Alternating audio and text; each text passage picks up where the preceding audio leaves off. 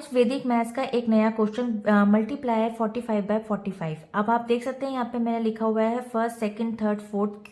क्योंकि मैं इस क्वेश्चन को 4 मेथड से सॉल्व करने वाली हूँ। बहुत ही इंटरेस्टिंग क्वेश्चन होने वाला है क्योंकि इस क्वेश्चन को हम 4 मेथड्स यानी कि वैदिक मैथ्स की ही 4 ट्रिक्स के साथ सॉल्व करेंगे।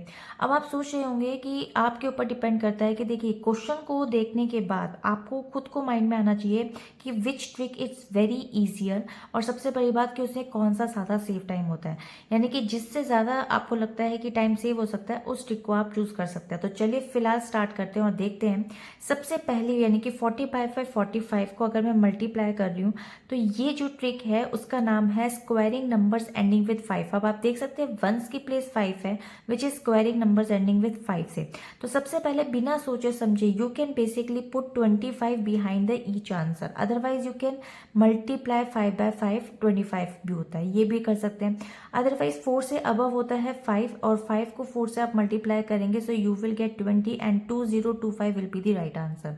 तो चलिए फिलहाल के लिए सेकंड ट्रिक पे मूव करते हैं which is criss cross multiplication.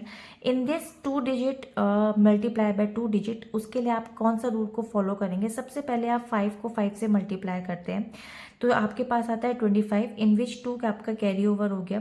उसके बाद आप क्रॉस के अंदर मल्टीप्लाई करेंगे यानी कि 4 5 से 20, 4 5 से 20, 20 और 20 को आप एडिशन करेंगे 40 हो गया। 40 में 2 को ऐड कर लीजिए तो 42 हो गया। 2 के बाद यहाँ पर आ गया 4 कैरी ओवर।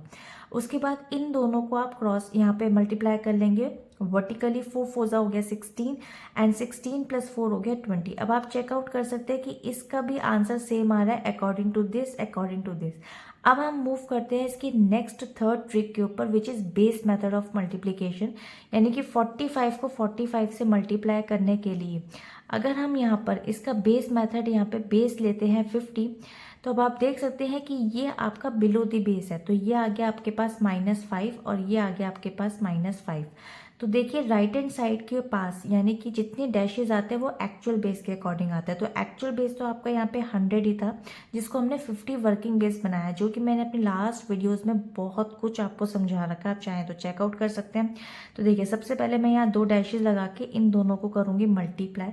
सो 5 5 से हो जाएगा यहाँ पे भी 25 क्योंकि माइनस माइनस प्लस होता है। क्रॉस में मैं इसको सब्ट्रैक्शन कर लूँगी, यहाँ पर आ जाएगा मेरे पास 40।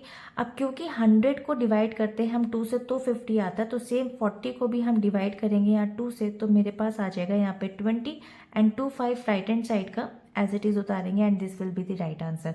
आई होप कि ये देखो आप दोनों तीनों में आपका आंसर्स बिल्कुल सेम आए हैं। चलते हैं हम स्क्वायरिंग क्वेश्चन की तरफ, यानी कि स्क्वायर करना हो तो उसके भी 2 तरीके होते हैं, बेस मेथड से भी होता है और एक स्क्वायरिंग होती है इस तरीके से जो कि शॉर्टकट है। यानी कि अगर मैं बात करूँ यहाँ पे 5 का पहले स्क्वायर करूँगी विच इज़ 25, उसके बाद 4 का स्क्वायर करूँगी which is 16 and then after 4 को 5 से एंड 5 को 2 से मल्टीप्लाई करते हैं तो 4 5 से हो जाएगा 20, 20 को 2 से मल्टीप्लाई करेंगे हो जाएगा 40। सबसे पहले इसकी वंस की प्लेस को क्रॉस करके यहाँ पर हम लिख लेते हैं 40 और इसका हम कर देते हैं एडिशन।